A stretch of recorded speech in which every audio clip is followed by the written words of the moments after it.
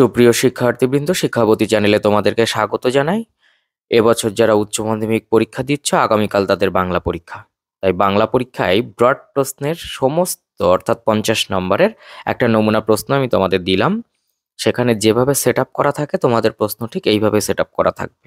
তো একটু দেখে নাও এবং এই প্রশ্নগুলো সব রেডি আছে কিনা একবার মিলিয়ে নাও। এক দাগ, অনধিক 150 শব্দে একটি প্রশ্নের উত্তর দাও। 5 গুণ 1। তার প্রথম প্রশ্ন 1.1। দাঁতগুলো বের করে সে কামড়ের মতো হিংস্র ভঙ্গি করে। কে কার প্রতি এমন আচরণ করেছিল, তার এরূপ আচরণের কারণ বিশ্লেষণ করো। 2+3। 1.2। মৃত্যুঞ্জয়ের বাড়ির অবস্থা শোচনীয়। এই শোচনীয় অবস্থার পরিচয় দাও। 5। এবারে 2 দাগ, অনধিক 150 শব্দে একটি প্রশ্নের উত্তর দাও। 5 গুণ 1 কবিতা থেকে। 2.1। আমার ক্লান্তির ওপরে ঝরুক মহুয়ার ফুল, নামুক মহুয়ার গন্ধ। আমার বলতে কার কথা বলা হয়েছে? এমন কামনার কারণ কি? 1+4। 2.2। ওই সবুজের ভীষণ দরকার। ওই সবুজ বলতে কি বোঝানো হয়েছে? তার দরকার কেন? 2+3। এবারে 3 দাগ থেকে অর্থাৎ নাটক থেকে অনধিক 150 শব্দে একটি প্রশ্নের উত্তর দাও। 3.1। বিভাব নাটকে নাট্যরীতির যে নতুনত্ব প্রকাশ পেয়েছে তা আলোচনা করো। আর 3.2। আমাদের দিন ফুরিয়েছে। কে কোন প্রসঙ্গে এই উক্তি করেছেন, এই উপলব্ধির কারণ ব্যাখ্যা করো। 1+4। এবারে 4 দাগ, এখানে আন্তর্জাতিক এবং ভারতীয়, সেখান থেকে অনধিক 150 শব্দে একটি প্রশ্নের উত্তর দিতে হবে। দুটো থেকে দুটো দেবে, অর্থাৎ পড়তে জানে এমন এক মজিরের প্রশ্ন এবং অলৌকিক। প্রথম প্রশ্ন 4.1। ভারত জয় করেছিল তরুণ আলেকজান্ডার, একলাই নাকি? আলেকজান্ডারের পরিচয় দাও। এই প্রশ্নের মাধ্যমে বক্তা কি বলতে চেয়েছেন? 2+3। 4.2। ঠিক হলো, ট্রেন থামানো হবে।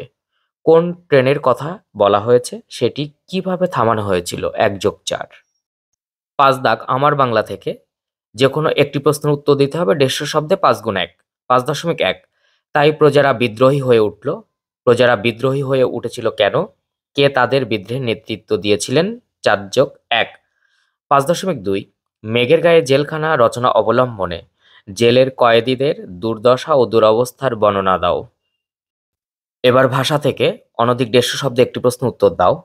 6.1। রূপমূল কাকে বলে? উদাহরণ সহ স্বাধীন ও পরাধীন রূপমূলের পরিচয় দাও। 6.2। গঠন অনুসারে বাক্য কয় প্রকার ও কি কি, এদের সংক্ষিপ্ত পরিচয় দাও। এই প্রশ্নটার অথবা হিসাবে একটি রেখেছি। শব্দার্থ পরিবর্তনের ধারাগুলি উল্লেখ করে যে কোনো দুটি ধারা সংক্ষিপ্ত পরিচয় দাও। এবারে সাহিত্যের ইতিহাস। 7 দাগ, অনধিক 150 শব্দের দুটি প্রশ্নের উত্তর দিতে হবে। 5 গুণ 2 সমান 10। এখানে একটুখানি স্পেলিং ডিস্টার্ব রয়েছে। 5 গুণ 1 করা আছে, ওটা 5 গুণ 2 করে নাও। 10 দুটি করতে হবে। 7.1। বাঙালির বিজ্ঞান চর্চায় প্রফুল্লচন্দ্র রায়ের অবদান লেখো। 7.2। বাঙালির চিত্রকলায় যামিনী রায়ের অবদান লেখো। 7.3। বাংলা চলচ্চিত্রের ইতিহাসে মৃণাল সেনের অবদান লেখো। 7.4। রামায়ণে দাবা স্রষ্টাকে। বাঙালির দাবা খেলার অবদান লেখো। বড় প্রশ্নের একেবারে শেষ পর্যায়ে, সেটা হচ্ছে রাইটিং পার্টে তোমাদের একটি প্রবন্ধ লিখতে হয়। 4টি পার্ট দেওয়া হয়, আমি 2টো পার্ট থেকে দিচ্ছি। আর যারা 4টে পার্টই জানতে চাও তারা আমার আগের ডেসক্রিপশন চেক করো, আমি আগের ভিডিওতে সেখানে বলে দিয়েছি এবং সেখানে পিডিএফ দেওয়া আছে। তো অনধিক 150 শব্দ এখানে করা আছে। এই 150 শব্দটাকে 400 শব্দ করে নাও, এখানে ভুল আছে একটু। 10 গুণ 1। তো আমি প্রথম পার্টের জন্য রেখেছি মানস মানচিত্রে, চন্দ্রযান-3, বাংলার সংস্কৃতি, বিশ্ব উষ্ণায়ন, চরিত্র গঠনে, খেলাধুলা। আর একেবারে শেষ পর্যায়ে তথ্য দেওয়া থাকবে, সেখান থেকে তোমাকে মানে একটু বায়োগ্রাফি অনুযায়ী তো এই জীবনী লিখতে হয়। সেখানে জন্মের 200 মাইকেল মধুসূদন দত্ত সব থেকে বেশি ইম্পর্টেন্ট, জীবনানন্দ দাশ, কাজী নজরুল ইসলাম, রবীন্দ্রনাথ ঠাকুর, স্বামী বিবেকানন্দ, সমরেশ বসু, তারাশঙ্কর বন্দ্যোপাধ্যায়, নীরেন্দ্রনাথ চক্রবর্তী।